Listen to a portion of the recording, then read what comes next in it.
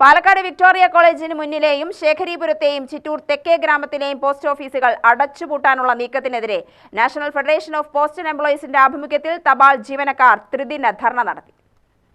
പാലക്കാട് നടന്ന സമരം KSTA സംസ്ഥാന വൈസ് പ്രസിഡന്റ് അരുൺകുമാർ ഉദ്ഘാടനം ചെയ്തു. മൂലധനം വികസിത രാജ്യങ്ങൾക്ക് അനുസൃതമായ മൂലധനം നമുക്കില്ല. മൂലധനത്തിന്റെ കാര്യത്തിൽ പിന്നിൽ നിൽക്കുന്ന, ഇപ്പോഴും പട്ടിണി മരണം നടന്നുകൊണ്ടിരിക്കുന്ന, ലോകത്ത് ഏറ്റവും കൂടുതൽ കുഷ്ഠരോഗികളുള്ള, ലോകത്ത് ഏറ്റവും കൂടുതൽ ദാരിദ്ര്യം അനുഭവിക്കുന്ന ജനങ്ങളുള്ള ഒരു നാട് ഇന്ത്യയാണ്. അതൊരു പക്ഷേ ലോകത്തെ ഏറ്റവും വലിയ ജനസംഖ്യയുള്ള നാടായതുകൊണ്ട് കൂടിയായിരിക്കാം.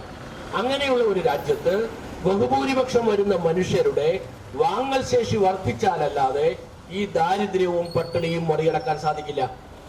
അവരുടെ വാങ്ങൽ ശേഷി വർദ്ധിക്കണമെങ്കിൽ അവരുടെ കയ്യിൽ പണം വരണം. അവർക്ക് പണം വരണമെങ്കിൽ അവർക്ക് തൊഴിലുണ്ടാവണം.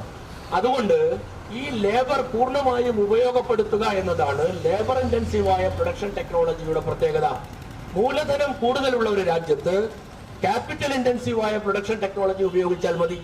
അപ്പൊ G8 രാജ്യങ്ങൾ ചെയ്യുന്നത് പോലെയുള്ള ഒരു വികസന പ്രവർത്തനവും തൊഴിൽ നയവുമായി കൂടാ ഇന്ത്യ പോലെ ഒരു രാജ്യം സ്വീകരിക്കേണ്ടത്. ഇതാണ് അതിന്റെ പ്രത്യേകത. ജില്ലാ പ്രസിഡന്റ് സുരേഷ് ബാബു അധ്യക്ഷത വഹിച്ചു.